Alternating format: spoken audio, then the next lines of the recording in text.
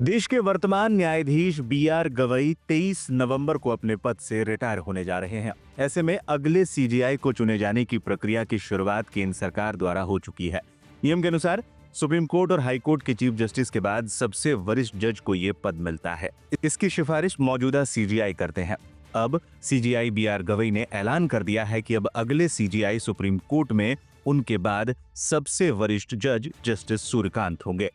सोमवार को CJI B R. Gavai केंद्र सरकार को अगले सीजेआई के तौर पर जस्टिस सूर्यकांत के नाम की सिफारिश करने वाले हैं। भूटान दौरे पर गए सीजेआई गवई ने टाइम्स ऑफ इंडिया से बात करते हुए बताया कि उनके ऑफिस को केंद्र सरकार से अगले सीजेआई के लिए सिफारिश मांगने वाला संदेश प्राप्त हुआ है। उन्होंने कहा, मैं रविवार शाम को दिल्ली पहुंचूंगा और सोमवार को जस्टिस सूर्यकांत के नाम की सिफारिश अपने उत्तराधिकारी के तौर पर करूंगा।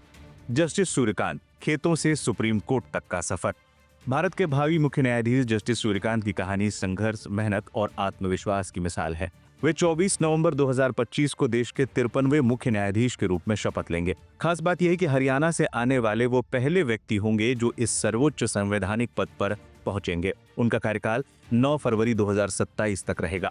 जस्टिस सूर्यकांत की बात करें तो वो इस समय सीजेआई गवई के बाद सबसे वरिष्ठ जज हैं। हरियाणा के हिसार के एक मिडिल क्लास परिवार में जन्मे जस्टिस सूर्यकांत का पूरा बचपन जॉइंट फैमिली में बीता। 8वीं तक गांव में पढ़ाई करने के बाद उन्होंने हांसी शहर से 10वीं की बोर्ड परीक्षा दी और वहीं से उनकी जिंदगी ने नया मोड़ लिया। आगे चलकर उन्होंने कानून की पढ़ाई की और 1984 में वकील के रूप में अपने करियर की शुरुआत की। उनके पिता टीचर थे।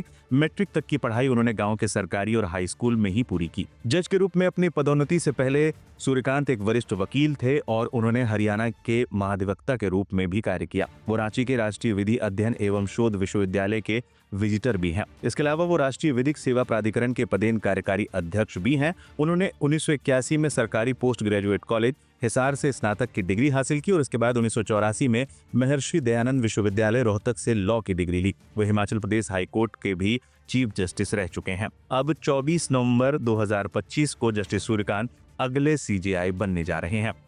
न्यायपालिका में जस्टिस सूर्यकांत का योगदान। 1999 में हरियाणा सरकार के एडवोकेट जनरल नियुक्त हुए थे।